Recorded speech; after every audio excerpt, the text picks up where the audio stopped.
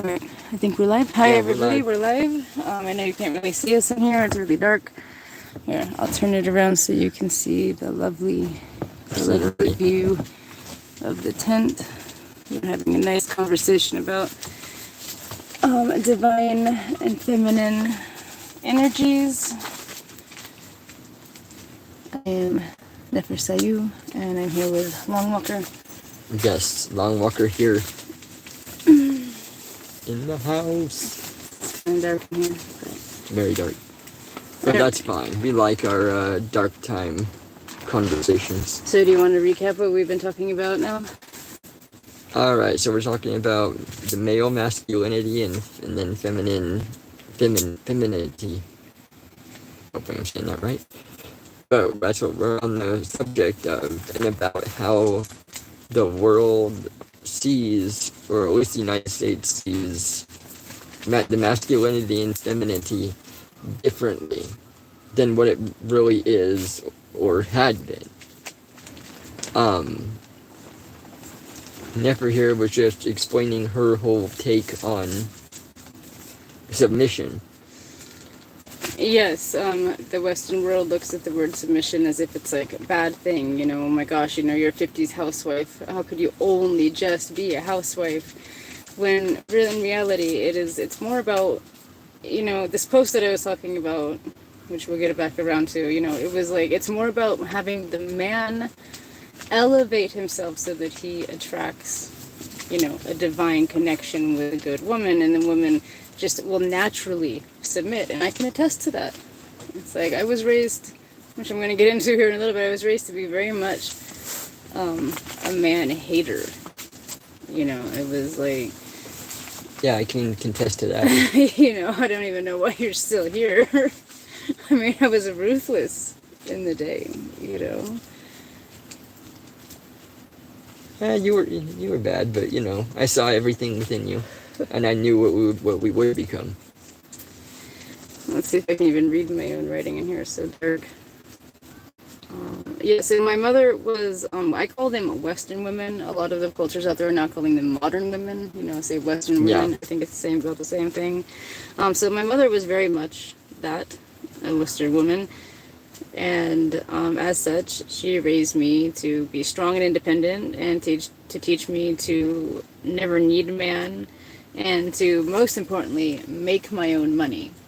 Right? Yep. So I thought this was like super hypocritical when you came along and we were going about our business, and I was like, okay, well, they're asking, well, what is he going to do for work? I'm like, he's not going to work. He's going to stay home. He's going to take care of the animals, and he's going to help me manage the ranch and all of these things. And I will go out and I'll make the actual money, you know, and they were pissed at me. They're like, so what, you get to do all of this stuff and make all of this money and buy the house and buy the cars and do this, and he's just going to sit there on his ass. And I was like, no, he's not going to sit there on his ass. He's going to stay home, and he's going to be my ranch hand. And I mean, you know as well as I do the value in that. I do it now. You do it now. Yep. You know, there's a lot of value in that. You would have... See, I didn't see it that way. I saw it as like, oh my God, I finally have somebody here who can stay back behind so I can go forward and achieve my dreams. But she made me feel so shitty that you weren't going to have a job and you weren't going to be contributing any money to this, that I completely changed my whole outlook on it. Yeah, that's because you were her stay-at-home. Uh-huh. And she never wanted me going down to the track. She hated when I went down to the track. She made a big deal of it every time. It was like, well, you know, if you would have been doing this when I wasn't working. Well, you're always working. Always worked. She always did. It's an excuse. I wrote about that today, too. But, so, then I'm like, okay, well, fine, then he'll get a job. And then, because you had a job, you weren't home to help me with the things that I did need help with, so I wasn't being able to train. I wasn't being able to go out and do what I wanted to do, and go chase my dreams the way that I wanted to, or pursue my career the way that I was supposed to, because I was doing things that you were supposed to help me with. Yep. And she took that away. You know, she pushed me into thinking that it was, I don't know, I was just completely shocked because she told me to make my own money, and then it was a different story when it came out. And it was always never good enough, too. No.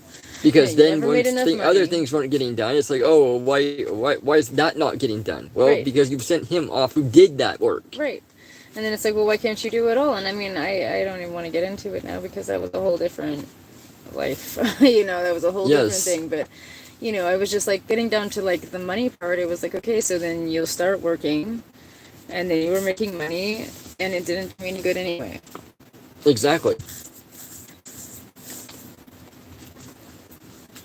The Western money is just, another way to be kept to the ground. Or not. Or not. Yeah, I mean, life in its own, there's a lot more to life than working and making the bucks, the whatever you want to call it. Mm-hmm. But if you would have been able to stay around and do what I had wanted to do, then yeah, we could have had a totally different life. Yes, but it's not how it worked out, and it's not the way I suppose it was supposed to be working out. But my point is I was raised to think that. I was raised to think that, as a woman, as a modern woman, I should be making the money. And then when I was going to make the money, they told me I was wrong still. Yes. I mean, that's unfortunately with your family. Your mother being a single mother and thinking that she had to do it all and be it all, which, she tried, but there was a lot she failed on too. Yeah, I mean, it was always that way, and that feeds right into a lot of the other articles that I've read recently about traumatized women producing traumatized children, and the cycle continues. Yeah. A lot of the people today that I was watching, like these women, they said, well, thank God I came from a family where I saw functional relationships, because that way I know how to model my own. It's like, I think it takes an incredible amount of strength to be raised the way that we were, and then be able to polarize that. Yeah, I mean, with my upbringing, it's like, my parents divorced when I was like 6 or 7, I want to say. So, I lived... You should be able to remember a whole lot more about them then. Yeah. Because, I mean, it might have been even younger, though. Because I think you told me like 3 before. Yeah, it might have been. Like I said, there's a lot of that I still don't remember. That I've just been getting pieces back now. But, I moved from place to place to place. I mean, I was from all over this part of the area. Up and down. And it's like, I didn't really know stability in any sense of the term. As far as being in one place for that long. As far as stability with parents. My mother was a recovering alcoholic that turned and used AA for exactly her replacement. And that's not the way to do things. But, my dad did what he could, but he is very non-confrontational, and there was issues that arose with that. Yeah, it needed a strong... You see, it's that modern woman.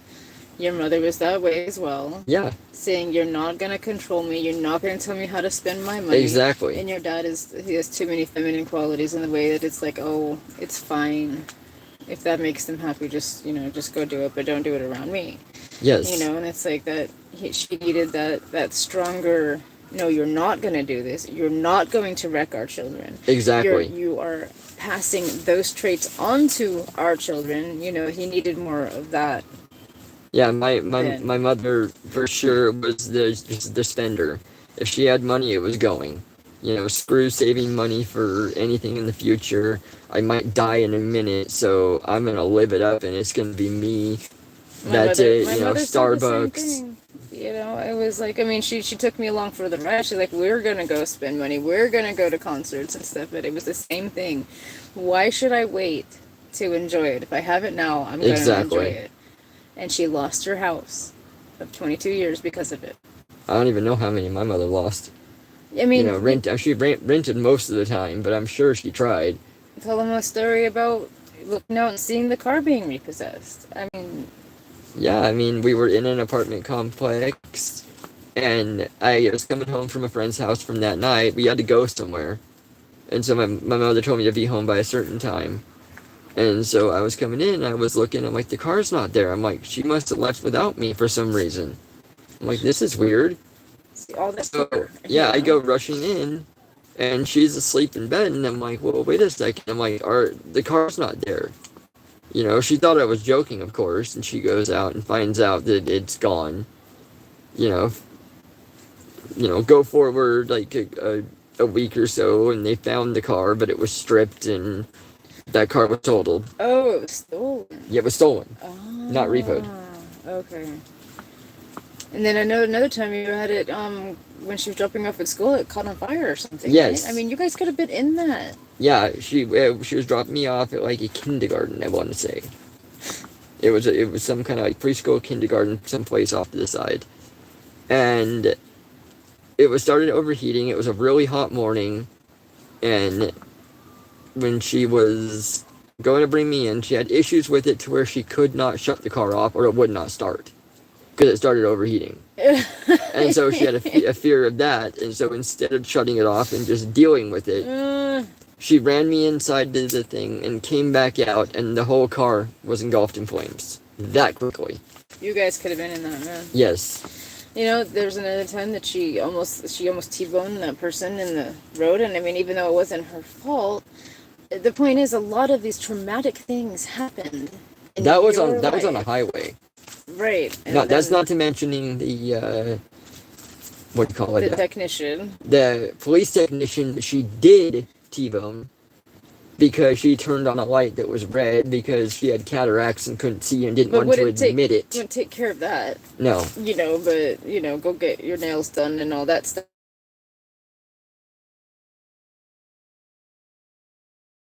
"Quote unquote strong, independent women." It's like I have yet to meet one, to be honest.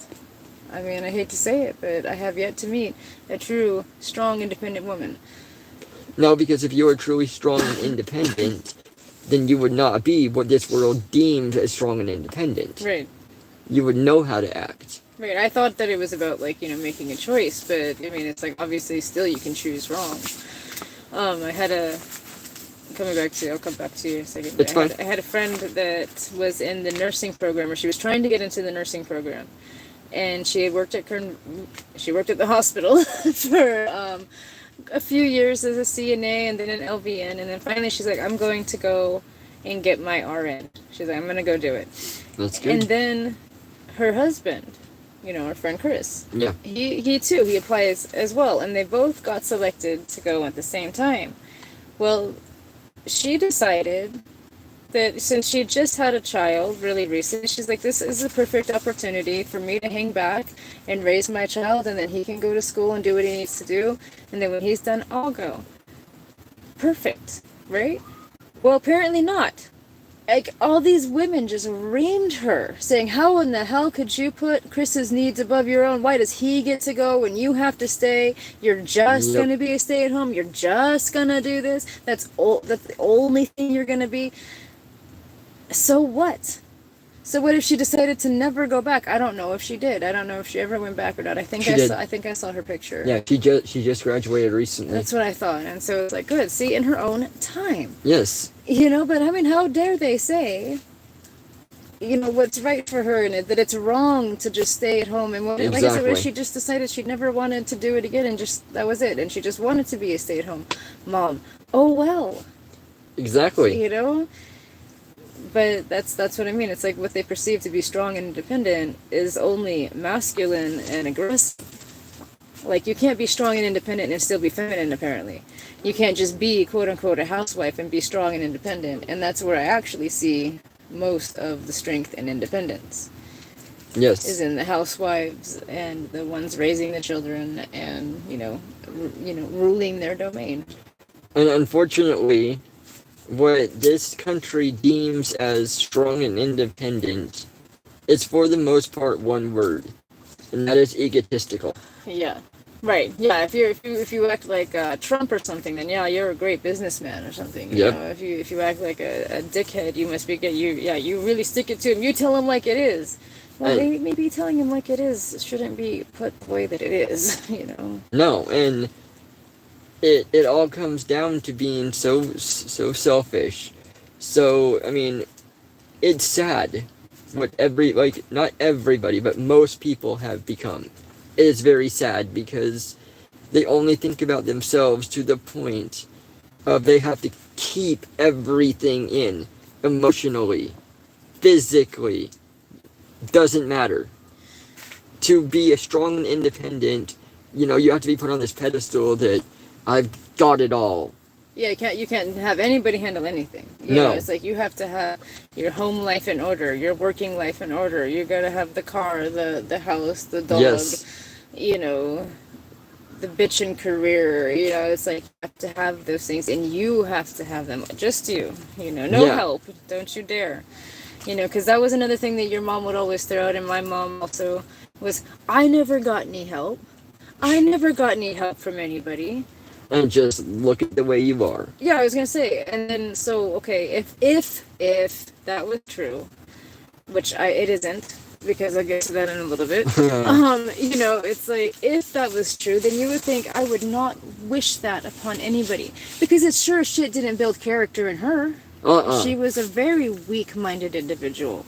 If you don't mind me saying, I know that's your mama, but it's like, what we've gone through with her. Yes. And it was like she was a very weak-minded individual. The only family that we've had for a while now has been my dad, who has turned around and did what we wanted as far as it was getting so back simple. into our lives. It was so simple. He left us alone. He gave us time to assess who we are, who we were, and everything. And then we sent a letter for Christmas, and he sent one back, and that was how it started. It was so simple. He wrote our name out as a family. Yes. He honored with what we call our monastery. He wrote those things in his letter, and I kept him forever because of that, because I've never gotten that kind of respect from anybody, not anybody. It's always like, oh, yeah, no, that's great, it's not gonna last, just keep doing what you're doing, though, that's just awesome, but they won't really cleave to it. They've never called us by our married name. Nope. They've never supported the monastery, even though that's exactly what I was told all my life that we wanted to build.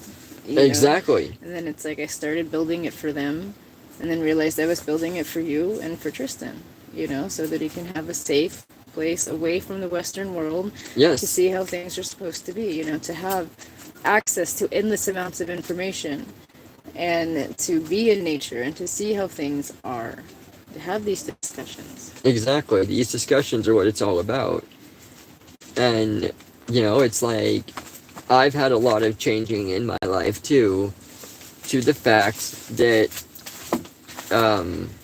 I used to not be able to do much myself. Like, I would get too paranoid that I'd do it wrong, so why even do it? Right. Why try? Why bother? And it's like, it's taken so much to turn that around, and to where I can actually complete projects myself now. Yeah, you've done all these projects here. You've, worked on the indoor kennels and the fencing. Yes. And you've done electrical stuff, and, you've done all of these fantastic things. And it's like, anymore, there's no reason that somebody can't do a project themselves. With the internet, YouTube, and all the search engines, anything pretty much that you want to find, you will find it out there. And as long as you put your work in, don't cut corners, and know decently what you're doing, there's nothing that nobody else can accomplish. That's right. It's your world, it's your life. It's like you need to learn how to maintain it. Out here, that you can't just call an electrician or a plumber or... Yeah, we live too far away. It would... The fee for them to even come out... It's like $150. It's about the price that most things cost to do. Yeah. And it's like a minimum of an hour's worth of work. Yes. To square up with you guys, we've spent over, $10,000 maintaining our well in the past 12 years. Yes. It's almost $1,000 a year just to maintain our well. It's a very, very expensive to have somebody to come out. So we've had to learn and rely on you. And to be fair, I think a lot of the reason that you felt that way is, I kept reiterating it from the moment that we met. I did not want you touching my stuff. I didn't want you trying to fix my stuff. I didn't want you even attempting it anymore, because I was afraid of the same thing. I was afraid you were going to screw it up. and I was going to be out, and I was, Yep. and actually you proved me right a few times, so, yeah. But I think the minute that I stepped into my femininity, and I mean, to be fair, I couldn't even think about continuing on with my life the way that it was going. So it's Exactly. not that I just stepped into my femininity, it just kind of had to be taken over. I collapsed and you stepped up. Yeah. But I think that me stepping into that and claiming it, and I think that it helped you be able to flourish in that way and take It did, control for and sure. be like, oh yeah, I can do this. It's like, give a little bit, give a little bit, give a little bit, Give a lot. each of us, and here we are, it continues. That is for sure. I feel like I'm losing you. No, we're good. I mean, the fact of the matter, though, is how much the change that has become who I am. Yes. Such a difference. Once you can start to feel that also, the sense of being able to see who you are and what you're becoming is what will change you 180. You see the truth. You Yes. can taste it. And yeah, I agree. It's like the minute that I felt that peace, that rush of peace, and saying, oh my gosh, this is where I belong, this is home, and this is the feeling that I should be in. It's like I have wanted every single day to make sure that that is my forever. Exactly. It's like I can't even explain it, and it's like I get so much flack for it out here in the modern world, in the Western world, even just, Yes. I mean, I'll even just whisper it, that, oh my God, so be submissive to your husband and you'll feel so much better. It's like I can't even say it without drawing this major criticism. That's because people don't understand the words. Right. It's like that's not the intention. It's like that you have to earn it, and that I am not the type of person just to lay over and just like, oh well, whatever, just do whatever you're gonna do. I trust in you, and because of that, I feel that you've taken great leaps and great strides forward, changing. Exactly. And you were not given that opportunity before. No, I wasn't. Even my own mother stifled you. She was really mean to you. she practically raised you. Yeah. And she really stifled you. I would hate to see if she actually had a son. Yeah, I know. She was a man-hater. Unfortunately, our generation had to grow up with a lot of screwed up people. Mm-hmm. The generation that was our parents was just amazingly different, to say it. Right. You have to wonder what the hell happened, because around the point of my grandparents and your grandparents, around that point, Yes, those people stayed together. they did. So what happened with our parents to make them rebel against that? Well, I think that the generation before... Sorry. Let me get a water. Sure. The generation before our parents, so, started having a lot of the abuse. Not necessarily a lot of abuse, but there was more of a spotlight on it. To be known.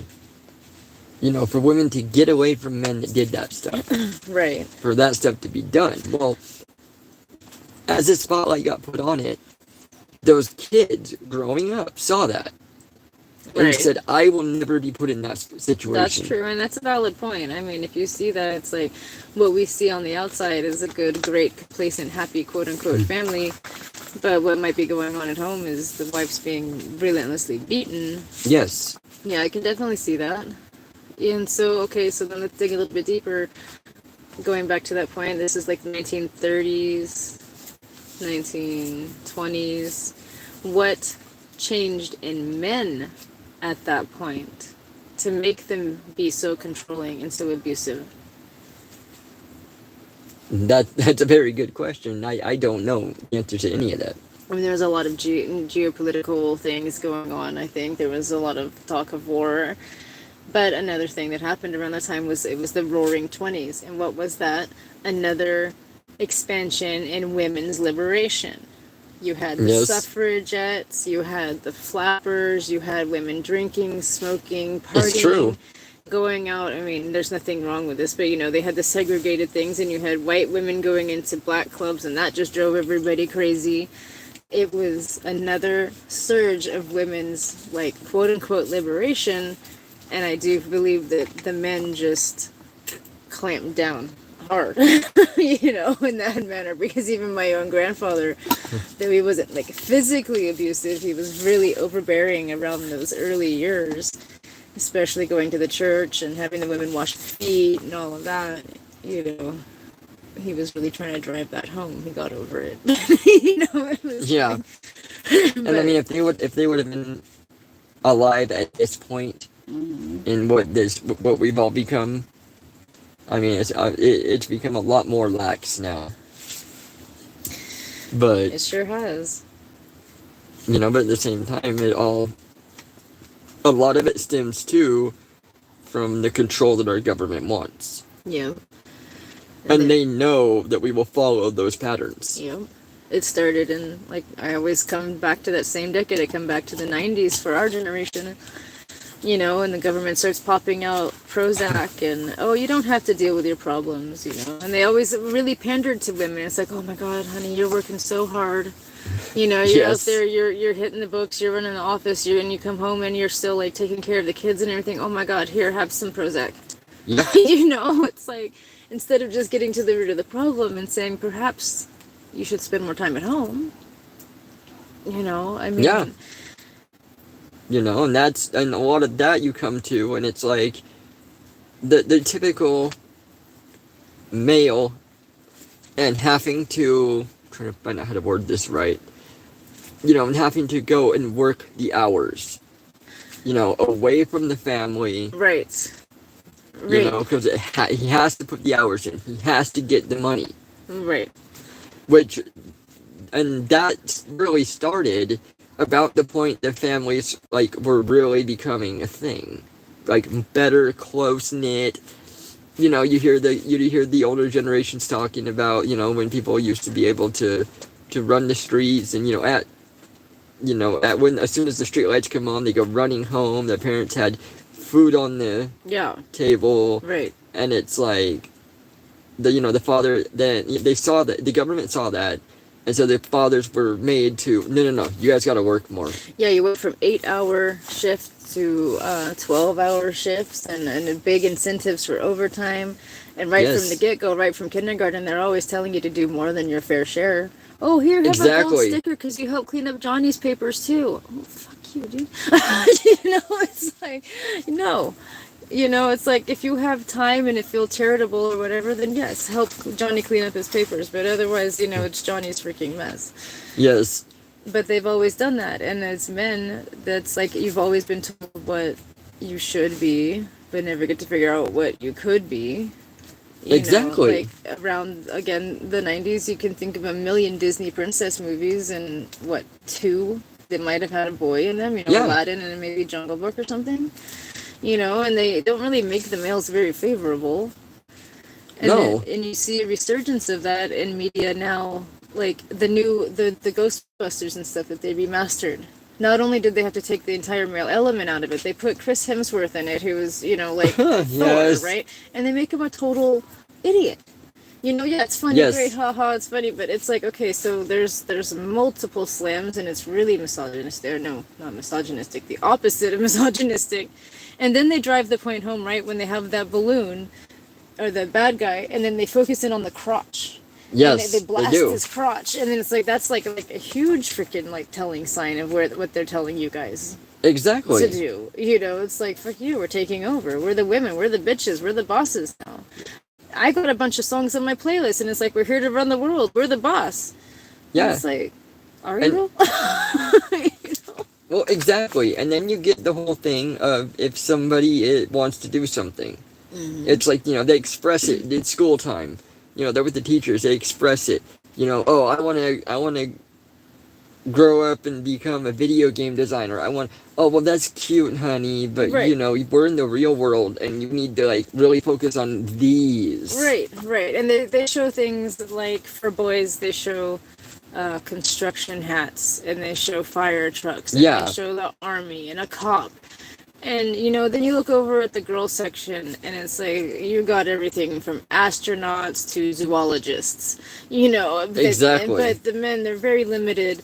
The same thing with the clothes. It's like, trying to buy boys' clothes was so limited compared to the girls section of stuff. It's like, they have completely polarized Exactly. the gender roles. It's like they didn't just go for equality, they went and had to go a step more. Of course, they always have to one-up it. Yeah. And you're right, there's a lot of government issued stuff there. Like you said, it started with like the workforce and having 8-hour shifts turning to 12-hour shifts. Yeah. And we have a friend that works oil fields, and he spent the better part of a year in the Dakotas, Yeah. 2,000-3,000 miles away from his family, completely missing out on the most informative years of his girls' lives, letting his wife be here. And I mean, she went through hell. I mean, every other week there was something going wrong with her. Their truck got like screwed with, something got stolen. Everything Yep. was going wrong, and you can definitely see that it's cause and effect. But he's always saying, "Oh, got that money. I'm so blessed to have that money. Really long hours, and I'm really exhausted, but I got that money." I'm like, I really hope that pays for everything. Exactly.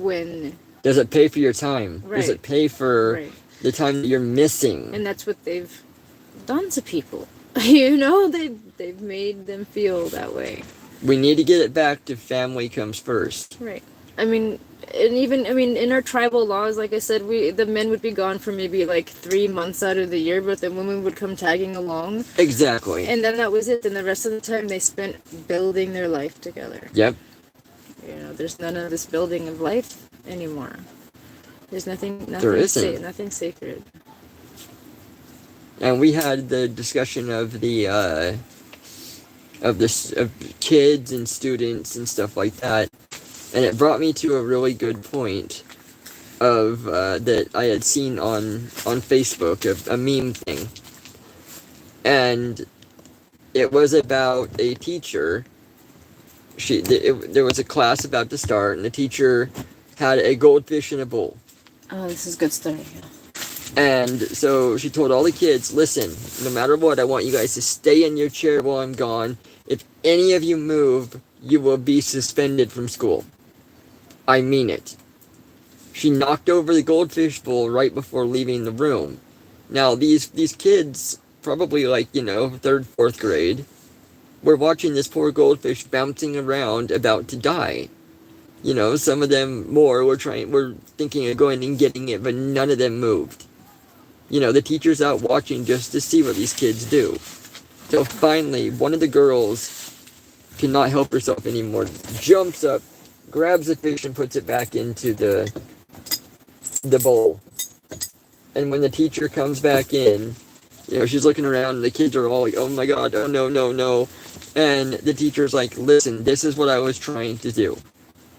That doing the right thing is what it's about. It might not be the popular thing, or what people tell you to do. It might not be that. It is what is right in your head. If you think that was completely wrong, then you stand up for it. You tell the world. If you see a cop treating somebody wrong, you videotape. You get it out there no matter what. That is what this world needs more of. Yeah, it's really disturbing to me that there was only one child that moved for it. I know. It's like that. I mean, it should be like inherently instinct to do Everyone, the right thing. yeah. But people have been conditioned. Yes. They just think that the government has their best interest in mind, and I mean, at all points in their life. Yes, they do. They don't think for themselves. Let me see how long we've been going here. Probably a while. It's getting kind of late. What are we at? 35 minutes. That was really good because we had another 15-minute segment. Right. So that was a pretty good discussion for our starting. Yeah, I think that one. was pretty good. Thank you for anybody who listened, and if you listen later, comment, let us know what you think, what your ideas are. We'd love to hear it, and we'll discuss more on future episodes, and we can even answer your concerns, comments. Let us know what kind of generational problems that you've noticed and are dealing with in your life, and if you have any experience with feminine, masculine energies. And we will probably see you tomorrow. Thank you, everybody. What is it that you usually say? Namaste and blessed be. Come with me. Namaste.